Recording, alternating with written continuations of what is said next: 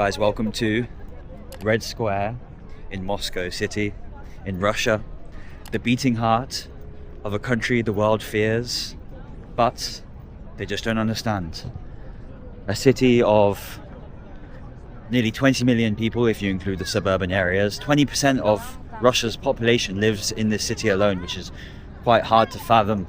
And as you could tell by the surroundings and the buildings, it's a very rich country. Sorry, a very rich city even.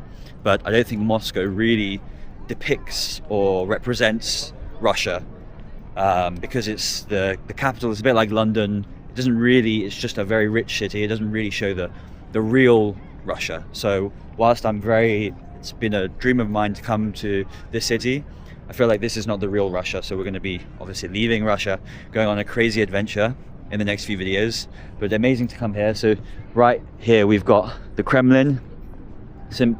Basil's Cathedral, which is over there, and we'll check that out. This is where the president lives, President Putin, although this is the official residence. I don't think he actually lives here, but it's still nonetheless an incredibly beautiful area. And this right here is the Red Square, an amazing square.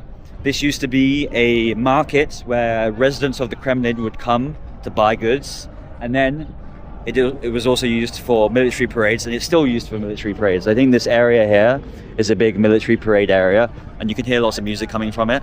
There's a lot of military presence all the way around the Kremlin, lots of military presence. It reminds me a little bit of like when I went to Beijing, and you see in the center of the city lots and lots of police just watching, just keeping at bay. There's over 190 ethnic groups within Russia, and so Moscow is a bit of a melting pot for these ethnicities. So they come here and all the faces are different. You got like people who look a little bit Mongolian, people who look Asian, Chinese, even Korean ethnic, Kazakh ethnic.